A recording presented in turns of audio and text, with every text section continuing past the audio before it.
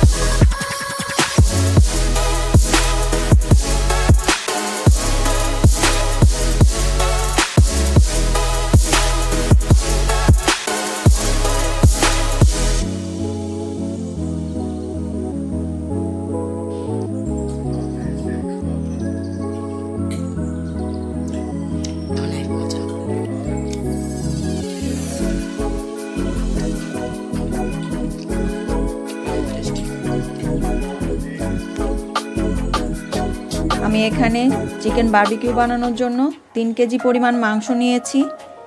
এভাবে করে pitch pitch করে কেটে নিয়েছি, লেগ পিস এভাবে। আর এখানে বোনলেসের যে অংশটা সেটাকে আমি এভাবে করে কেটে নিয়েছি। আর বাকিগুলো যে থলে মাংসগুলো আছে সেগুলো আমি এভাবে পিচ পিচ করে কেটে নিয়েছি, যাতে মশলাটা ভালোভাবে মাংসের ভিতরে ঢোকে। তা না হলে এই পিসটা অনেক মোটা থাকে, তাই এর ভিতরে মশলাটা ভালো করে ঢোকে না, তখন খেতে ভালো লাগে না। তাই আমি এভাবে পিস পিস করে কেটে নিয়েছি। এখন আমি দেখাবো মাংসটাকে কিভাবে কেচে নিতে হবে। আমি এখন মাংসগুলোকে এভাবে করে কেচে নেব, একদম হাড় পর্যন্ত মিশিয়ে দেব। এমনভাবে কেচতে হবে যাতে হাড় পর্যন্ত যায়, তা না হলে মশলা ভালোভাবে ঢুকবে না।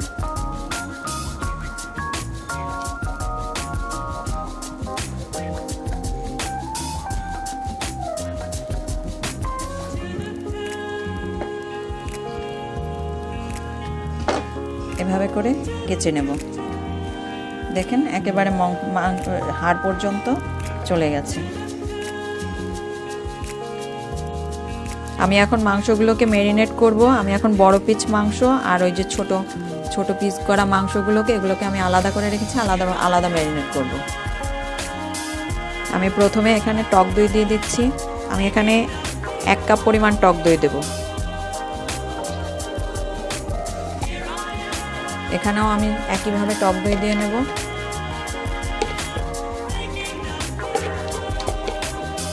এরপর দেব আমি রসুন বাটা। এখানে রসুন বাটা দিচ্ছি। আমি রসুন বাটাটা কম দেব, নাহলে ফ্লেভারটা বেশি স্ট্রং হয়ে যাবে রসুনের। আমি এখানে 2 চামচ পরিমাণ রসুন দিলাম, আর এখানে দেব 1 চামচ পরিমাণ। এরপরে দেব পেঁয়াজ বাটা।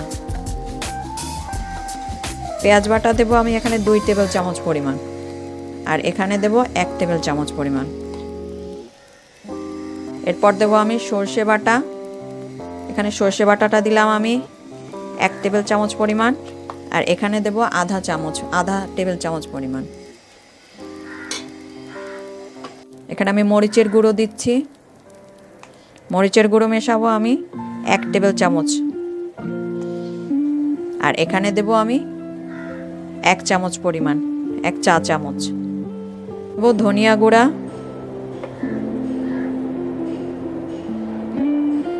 ধনিয়া গুঁড়াটা আমি এখানে 1 চা চামচ পরিমাণ দিচ্ছি। এখানে দিচ্ছি 1 চা চামচ পরিমাণ।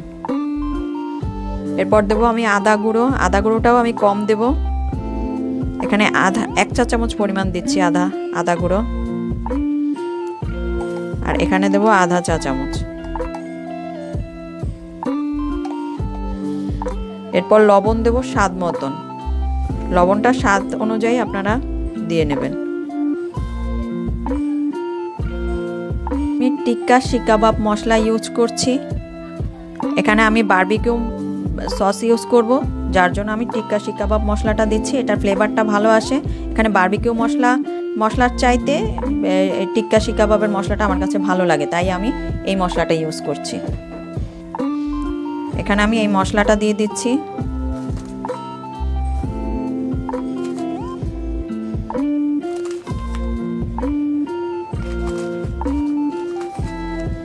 5 চামচ পরিমাণ আমি এই মশলাটা দিলাম, আর এখানে দেব 2 চামচ পরিমাণ।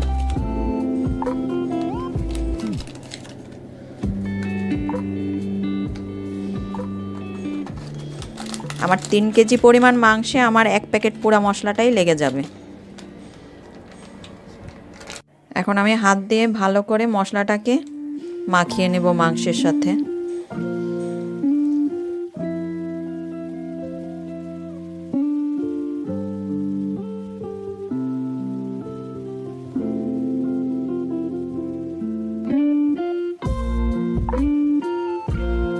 আমার মাংসটা ম্যারিনেট করা মাখানো হয়ে গেছে।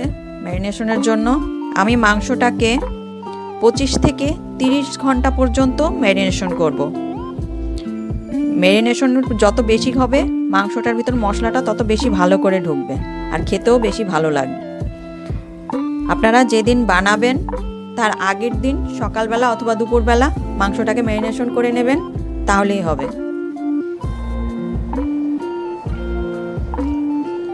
এই মশলাটা আমার ছেলে মাখিয়েছে, এই ম্যারিনেশনটা আমার ছেলে করেছে।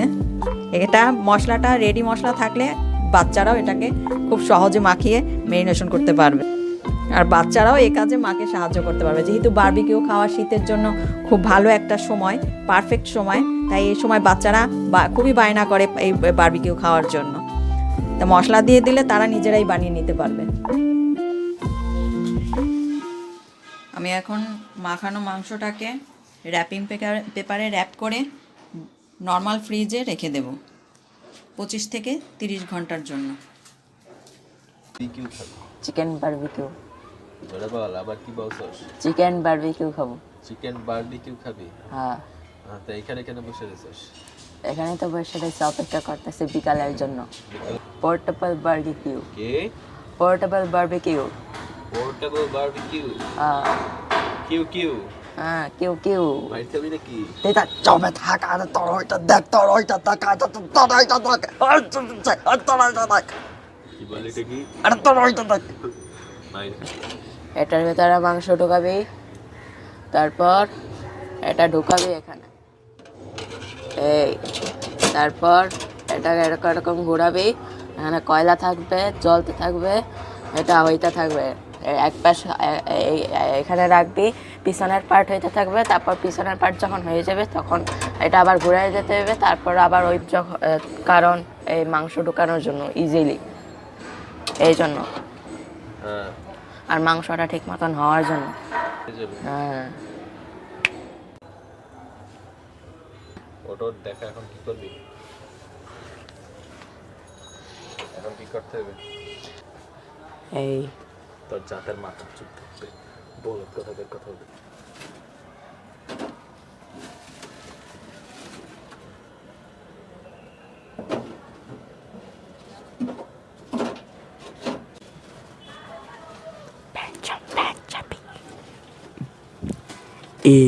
দাদা কেমন আছ?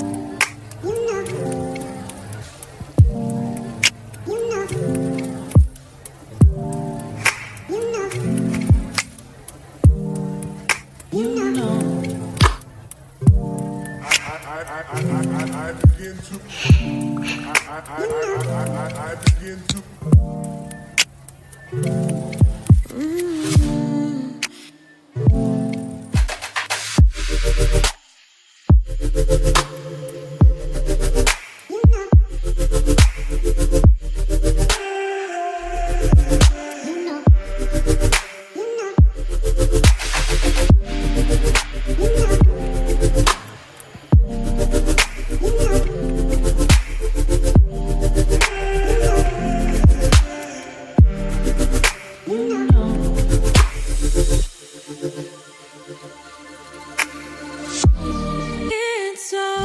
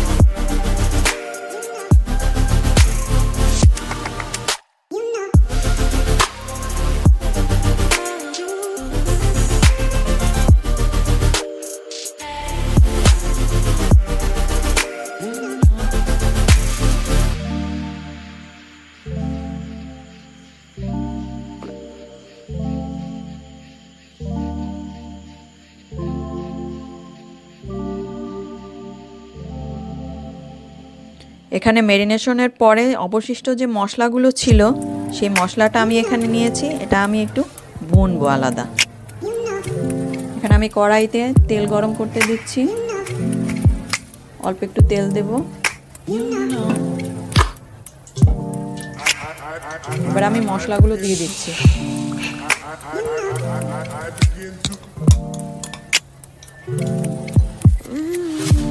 আমি অল্প একটু পানি দেবো, এটা আমি মশলা ধোয়া পানিটা দিচ্ছি, সামান্য একটু পানি দেব। শুধু মশলাটা ভালো করে কষাতে হবে যাতে কাঁচা গন্ধ না থাকে।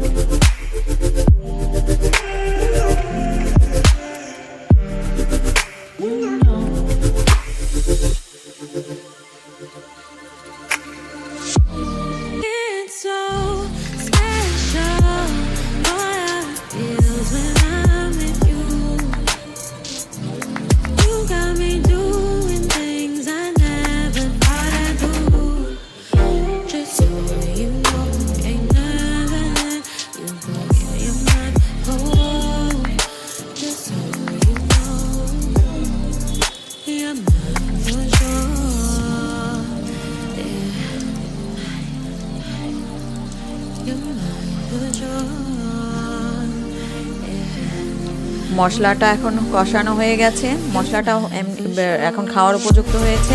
এখন আমি চুলাটা অফ করে দিচ্ছি। আর মশলাটা থেকে তেল যখন এভাবে ছেড়ে দেবে তখন আপনার বুঝতে হবে যে মশলাটা হয়ে গেছে।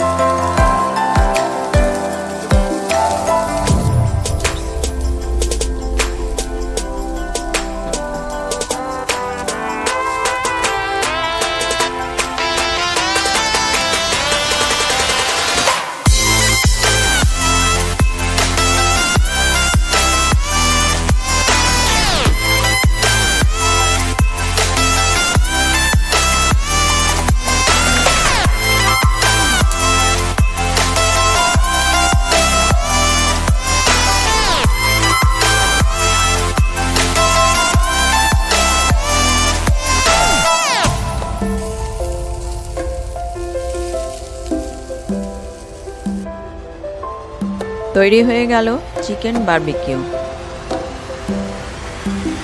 আর এখানে এই মশলাটা ম্যারিনেশন করা যে মশলাটা দিয়ে আমি একটা আলাদা করে মশলা তৈরি করেছিলাম, এই মশলাটাই। আর এই সালাডটা আমি আমার অন্য একটি রেসিপিতে দেখিয়েছি, আপনারা চাইলে এটা দেখে নিতে পারেন।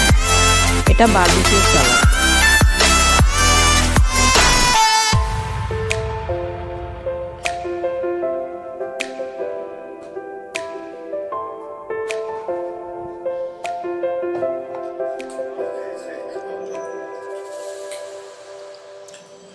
অনেক মজা।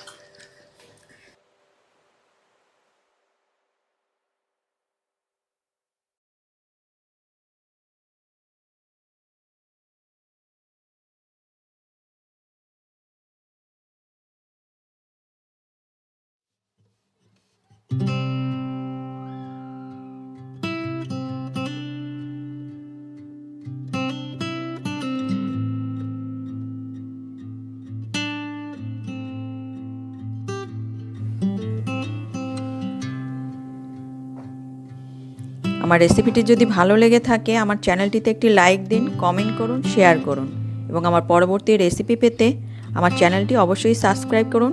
আজ এ পর্যন্তই। আল্লাহ হাফেজ।